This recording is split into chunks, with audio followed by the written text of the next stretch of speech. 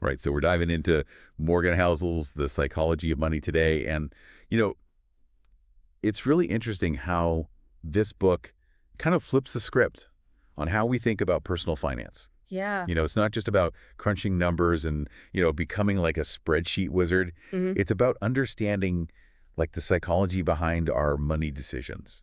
It is. And I think what's so fascinating about this book is that it's not just about personal finance. It's really about like life and how the Yeah. psychology of how we think about money. Right. It's so fascinating. And I think it's presented in a way that's like really accessible Yeah, for like the average person, right? absolutely. You don't have to be like a financial expert to get something out of this book. Totally. And I think the way he unveils these aha moments is really what grabbed me. Yeah. Like those moments where you're like, oh my gosh, I've never thought about it that way. Yeah. Yeah. Like thinking about things like luck and risk and compounding and even the power of defining what enough means to you. Yeah. So let's unpack some of that. Like, what were some of those biggest aha moments for you when you read this book? Okay, well, one that really just like blew my mind was how much emphasis Housel puts on luck. Yeah. And how much luck actually plays into financial success. Yeah. He uses Bill Gates as an example. Oh, yeah. And he talks about how, Bill Gates was so lucky to have access to a computer in high school. Right. Back then, that was like a huge advantage. Totally. And it wasn't something that everyone had, even if they were just as smart or hardworking. So you're saying that it's not just about like hard work and talent. Right. There's a certain element of chance involved, Totally. which honestly kind of takes the pressure off a little bit. Yeah, it really encourages, I think, a more humble approach to financial success. Yeah. And kind of on that same note, he also talks about how risk is always present. Every financial decision that you make, every investment Yeah. involves uncertainty. So, beating ourselves up over every loss that we might encounter just frankly isn't productive.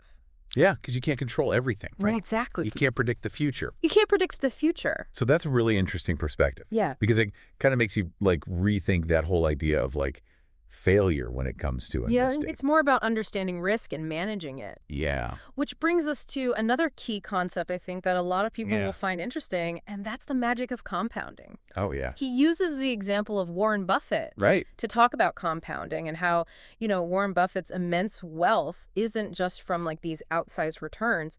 A lot of it is thanks to, decades of consistent investing, Yeah. letting those returns compound over time. It's the snowball effect, right? Yes. Like even small amounts invested consistently over time can grow like exponentially Exactly. thanks to the power of compounding. And I actually read this stat that was so mind-blowing. It was like, if you invested just $500 a month, starting at age 25, assuming a 7% average return, which is like, pretty standard, Yeah. you could be looking at over $1 million by the time you reach 65.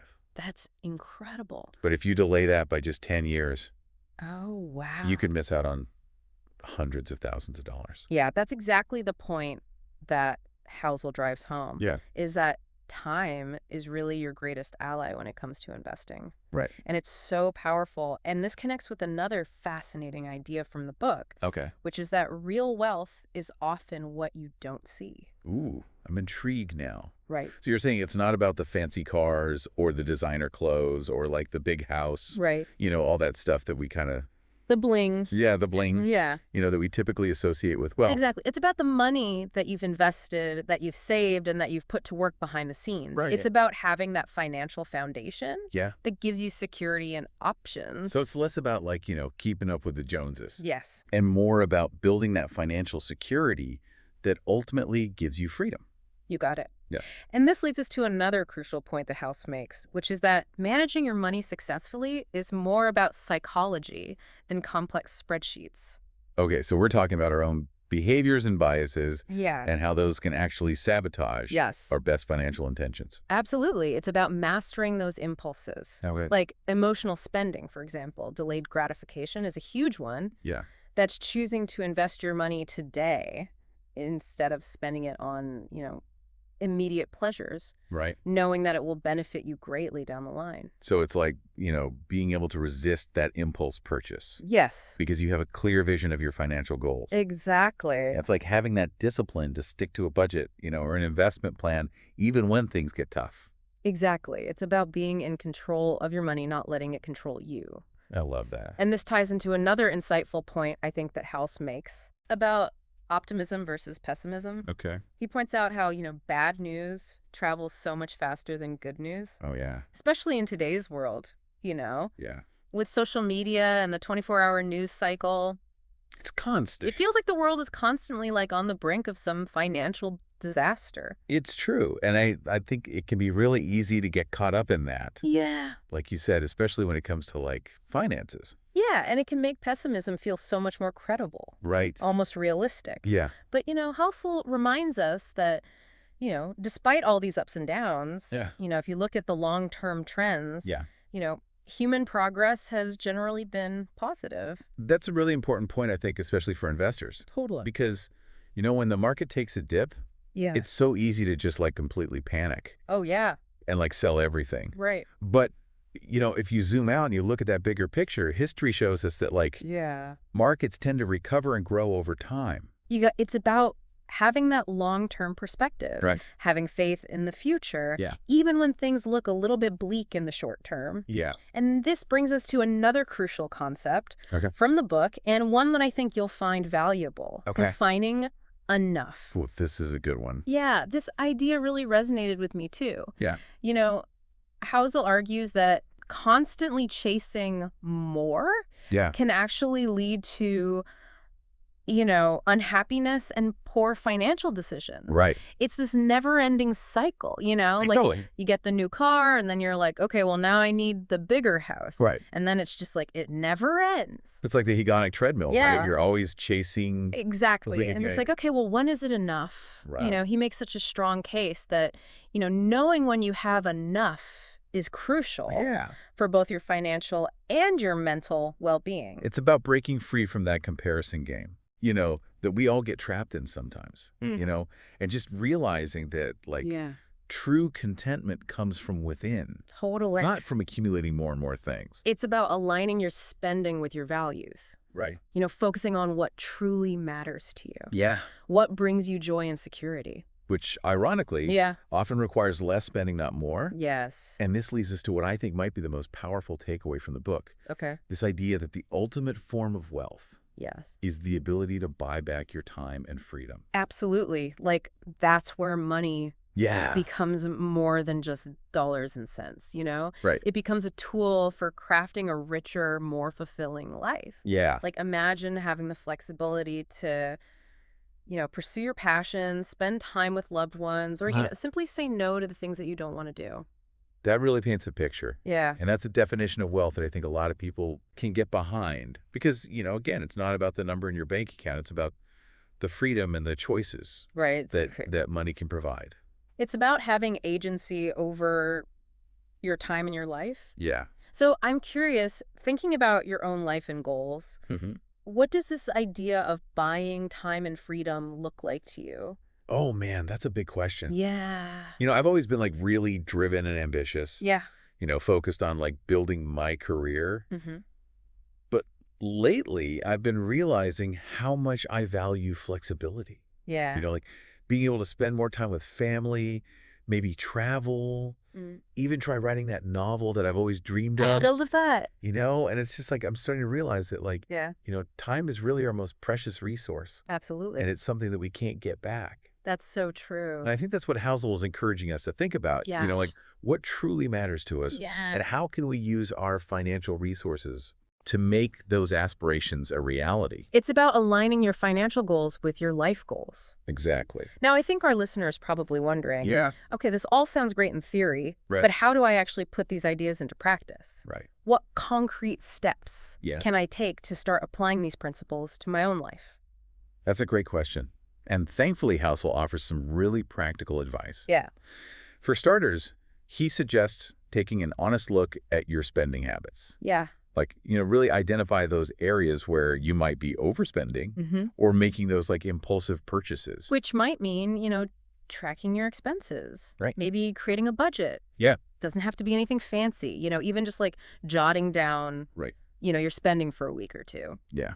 It's amazing what you can learn about your habits. Totally. just by, being more mindful of where your money's going. Yeah, and then once you kind of have that clear picture Yeah. of your spending, Right. you can start making adjustments that align with, your values and your goals. You can ask yourself, is this expense truly bringing me value or joy, or is it just like a mindless habit Right. that I've gotten into? And this is where setting financial goals Yes. comes in, right? Yeah. Having that clear vision of what you want to achieve with your money, Yeah. whether it's, saving for a down payment on a house Mm-hmm. or, paying off debt or investing for retirement. Right. Like having those concrete goals, I think can really help you stay motivated Absolutely. and focused on making those smarter choices. Having that why behind your financial decisions makes a huge difference. Yeah. And this ties back to, the idea of delayed gratification Right. that we were talking about earlier, Yeah.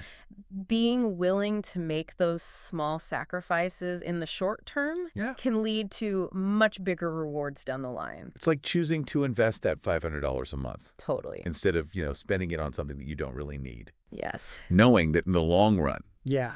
that consistent investing is going to give you so much more Yes. financial freedom and options. Right. And on the topic of investing, Yeah. the key really is to just start early and stay consistent. Yeah. Even if you can only invest a small amount right now, just get started. And, don't try to time the market or pick individual stocks. Right. Just create a diversified portfolio. Yeah. Let that compounding work its magic over time. And don't forget about the psychological side of investing too. Yes, that's huge. Right. We need to stay calm and rational during those market dips Exactly. and avoid those knee-jerk reactions Yes. based on fear or greed. Remember, investing is a long game. Yeah. Staying focused on your long-term goals can help you weather any short-term storms. It's so true. I feel like I'm already starting to reframe my whole approach to money. After this conversation, it's less about chasing riches and more about making mindful choices that align with my values and goals.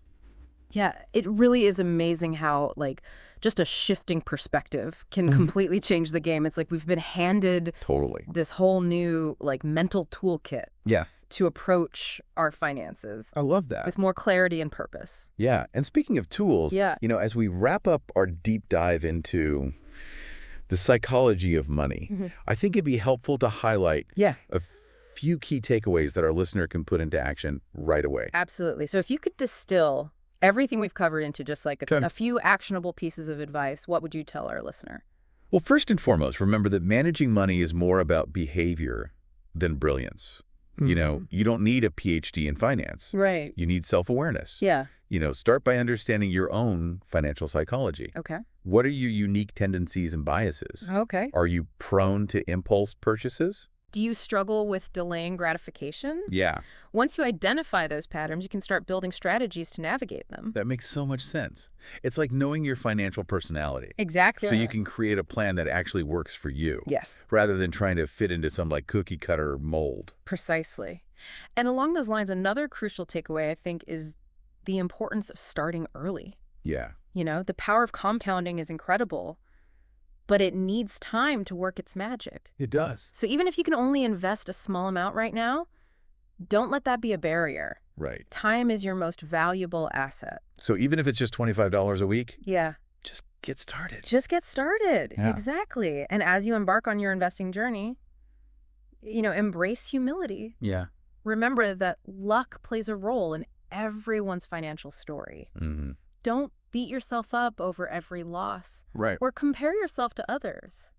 Focus on what you can control, Yeah. which is your own behavior and decisions. It's about running your own race. Yeah. Stay focused on your own path and goals. Yes, Not getting distracted by what everyone else is doing. absolutely. And finally, remember that the ultimate goal of wealth is freedom. Sure. It's about creating a life where you have the time and resources to pursue your passions, Mm-hmm. spend time with loved ones, and contribute to the world in a way that feels meaningful to you. It's not just about the number in your bank account. Right. It's about what that number enables you to do. Exactly. How it allows you to shape a life of purpose, joy, and fulfillment. Beautifully said. And as you continue on your financial journey, remember to define what enough means to you. Yeah, Don't fall into the trap of chasing endless more. right. Contentment and gratitude are powerful forces when it comes to financial well-being. They Totally. help us appreciate what we have and make choices that align with our true values. It's about finding that sweet spot where you feel financially secure and emotionally fulfilled, Yes. rather than constantly striving for some external measure of success. That's it, exactly. So as we bring this deep dive to a close, Yeah. I want to leave you with one final thought to ponder. Okay. What's one small step you can take today to align your behavior with your long-term financial goals? Hmm. It could be as simple as tracking your expenses for a week, Yeah. setting up an automatic savings plan, Right. or having a conversation with your partner about your financial aspirations. Sometimes those small steps can be the most powerful catalysts for change. They really can. And remember, we're all on this journey together. Yeah. There's a whole community of people out there who are committed to learning, growing, and making smart choices with their money. So keep those deep dives coming. Yes. Keep asking those thought-provoking questions. And keep striving to create a life of financial freedom and fulfillment. Until next time.